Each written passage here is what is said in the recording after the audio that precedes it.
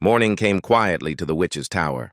The rain had stopped, and sunlight crept through the dusty windows in thin golden lines. Birds sang somewhere far away, though their songs sounded strange in this place, like echoes of something long forgotten.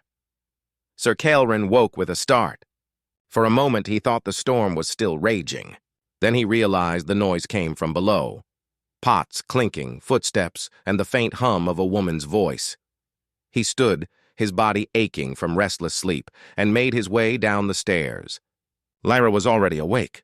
Her long black hair was tied up carelessly, and her sleeves were rolled as she stirred something in a pot over the fire. The air smelled faintly of honey and herbs. She looked up when he entered. "You survived the night," she said dryly. "I was half expecting to find your bones in the attic." Caelrin gave a small smile. "You seem disappointed. I don't like cleaning up after guests." He glanced around. The tower looked different in daylight. Shelves of glass bottles shimmered softly, and a strange warmth filled the air. On a nearby table, the eggs still glowed faintly, though a few of them trembled, as if something inside was stirring. Lyra followed his gaze. "They're restless," she said. "They sense the curse in you." Caelrin tensed. "Then you believe me now?" "I didn't say I didn't believe you," she replied. "But I didn't think your curse would be so loud," he frowned. "Loud?" She lifted her hand, and a faint hum filled the air, like a heartbeat beneath the floorboards. "Listen," she whispered. "It's in the wood, in the air. Every shadow in this tower now knows your name." A chill ran down his spine. "Then I should leave," he said. "Before I bring harm to you." Lyra shook her head slowly. "No, if you go now, the curse will only follow. Here, at least, I can keep it contained. For now." She reached for a jar filled with white dust and sprinkled a thin circle of it on the floor. The dust glowed faintly blue. "This will hold for a while," she murmured. "But you'll need to tell me what bound you. Curses don't grow from nothing." Caelrin looked away. His jaw tightened. "I cannot speak of it." "Not yet." Lyra gave him a long, unreadable look. Then she said softly, "You remind me of my first egg. It refused to hatch for weeks, too afraid to face the light." He met her eyes. "Did it ever hatch?" She smiled faintly. "Yes, but when it did, it cried for 3 days. Hours passed in uneasy silence." Lyra worked at her table, whispering spells under her breath. Caelrin helped her carry wood and water, though she insisted she didn't need help. As the sun lowered, shadows stretched long across the stone floor. That's when the humming began again, the same soft rhythm from beneath the boards. Caelrin froze. "Do you hear that?" Lyra nodded. "It's stronger tonight." She placed one of her glowing eggs in his hands. It was warm and pulsing with light. "Hold it," she said. "If the curse stirs, this will react." The light within the egg flickered once, twice, and then dimmed. A low whisper filled the room, crawling through the air like smoke. "Caelrin." The voice was faint, broken. "You swore to protect me," he stiffened. "That voice, it's him! Who?" Lyra demanded. "The king," he said bitterly. "The one I failed." The air grew cold. The fire flickered low. From beneath the table, a black mist rose, curling into the shape of a small creature. A mouse again. But this time its body was twisted, its eyes burning blue. It scurried across the floor, leaving trails of frost behind. Lyra raised her hand, chanting under her breath. The wards glowed, but the creature leapt past them, landing on Caelrin's chest. Its tiny claws sank into his tunic. He gasped, falling back. The whisper filled his ears, cruel and close. "You left me to burn. Now you'll burn with me." Lyra struck her palm against the floor, sending a wave of light through the room. The mouse shrieked and burst into smoke. When it cleared, Caelrin lay trembling. Lyra knelt beside him. "You need to tell me what happened," she said firmly. "Now." He stared at the ceiling for a long time, breathing hard. Then, in a voice low and hoarse, he began to speak. "The king was my brother," he said. "You asked what bound me, now you know." "I was sworn to protect him. But the war came too fast, too fierce. We were betrayed. When the castle fell, the enemy set fire to the throne room. He was trapped under the beams. I tried to save him." Lyra listened silently. "I couldn't reach him," Caelrin continued. He begged me to end it, to stop his suffering, so I did. He pressed a trembling hand to his chest. And as he died, he cursed me. Not with anger, but with grief. His spirit clung to mine. Now every night his shadow seeks me out. It wears the shape of mice and whispers the words I dread to hear. Lyra's eyes softened. He loved you. That kind of curse only grows from love twisted by loss. Kelrin nodded weakly. And now it poisons everything near me. She looked away, her expression unreadable. Then we'll find a way to unbind it. He gave a bitter laugh. You make it sound simple. It's not, she said. But I've faced worse than shadows. That night, Lyra prepared a ritual. The tower filled with the scent of burning sage and salt. Candles flickered, casting long shapes across the walls. Kelrin sat in the center of a chalk circle, while Lyra traced glowing runes around him. This will show me the nature of your curse, she said. But once I open the path, you must not speak. If you do, the curse will hear. He nodded. She began to chant. The air thickened. The room darkened until even the candles seemed swallowed by shadow. Then a figure appeared behind Kelrin, a tall, faint outline crowned with light. Lyra's voice faltered. Your curse, it's not just memory, it's possession. The figure moved. A cold hand brushed Kelrin's shoulder. His body stiffened. His eyes darkened to black. Lyra gasped. No, stay with me! The shadow spoke through him, its voice deep and sorrowful. You cannot take him from me, witch. He belongs to my fire. Lyra raised her staff. He belongs to the living! The shadow laughed, and the floor split open beneath them, showing a glimpse of burning ruins, flames swallowing marble, soldiers screaming. The tower shook. Lyra thrust her staff into the light. Release him! A surge of white energy burst from her hands. The shadow screamed and shattered like glass. The room fell still. When Kelrin opened his eyes again, he was on the floor, shaking. Lyra sat beside him, pale and breathless. It worked, he whispered. For now, she said. But each time we fight it, it learns.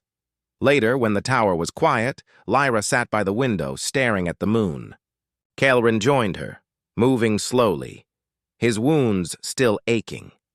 You risked your life, he said softly. Why? She smiled faintly. Because if I didn't, you'd haunt my tower forever. I don't like noisy ghosts, he almost laughed. You're a strange witch.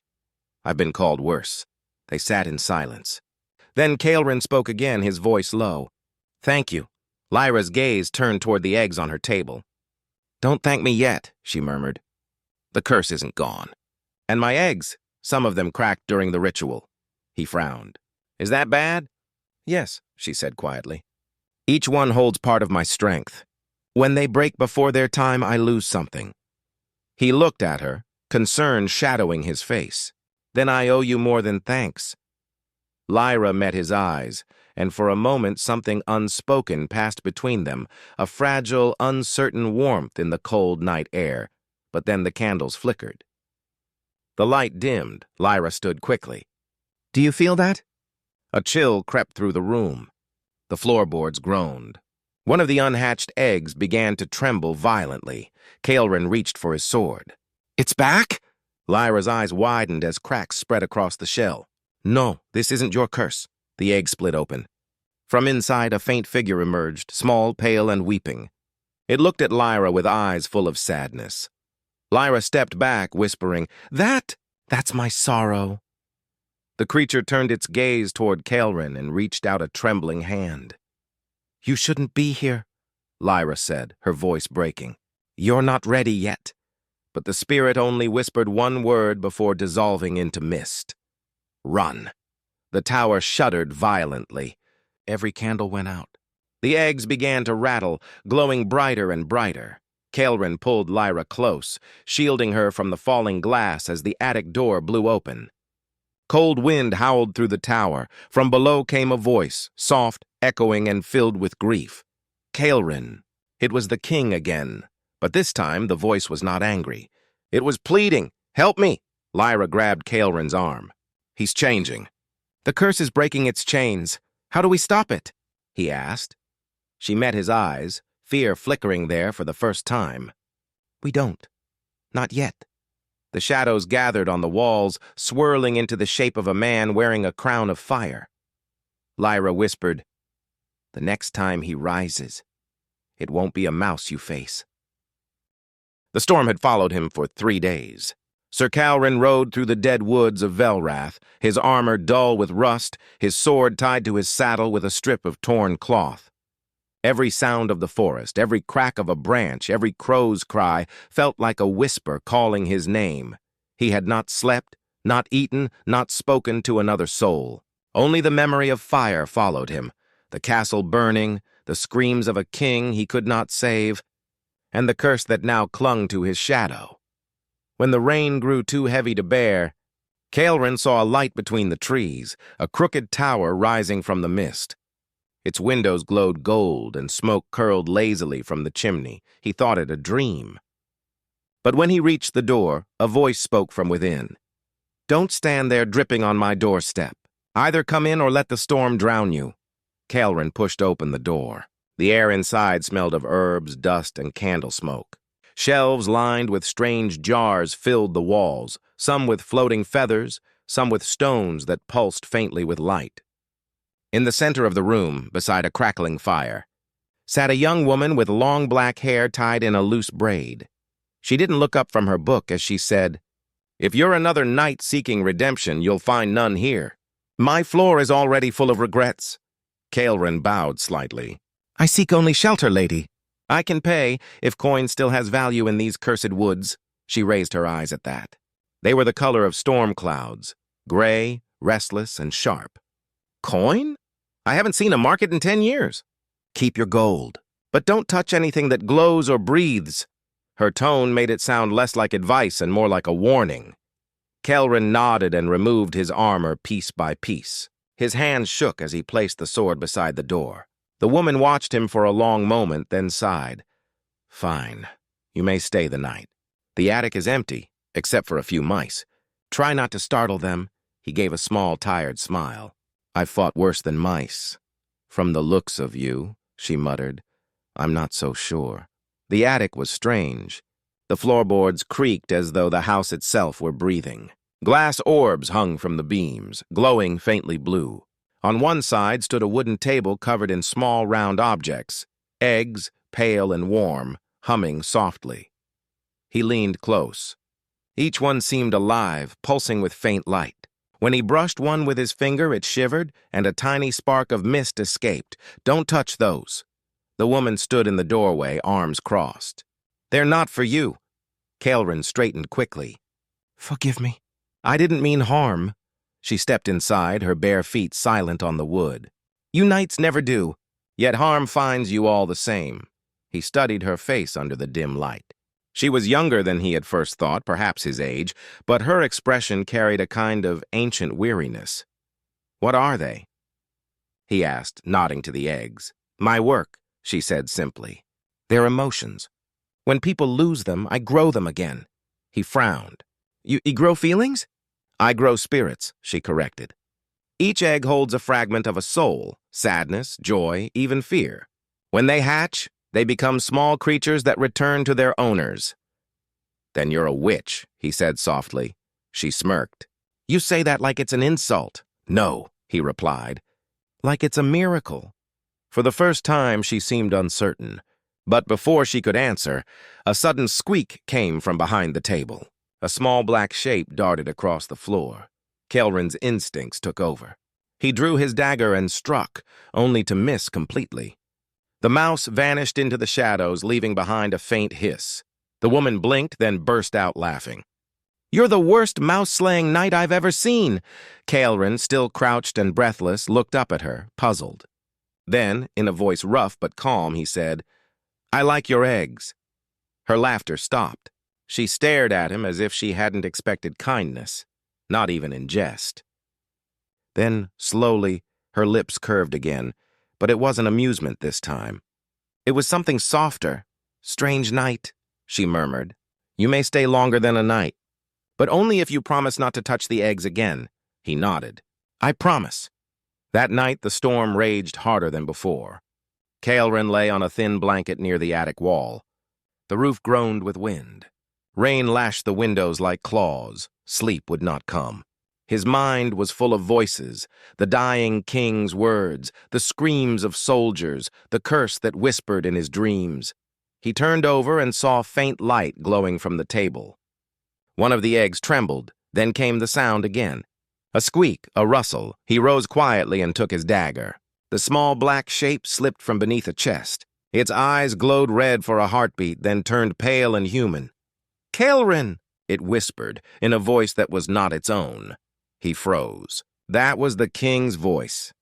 "Kaelrin, you left me to burn." The dagger slipped from his hand. His breath caught as the creature crawled toward the table, its body melting into the shadows. Lyra, the witch, burst into the room.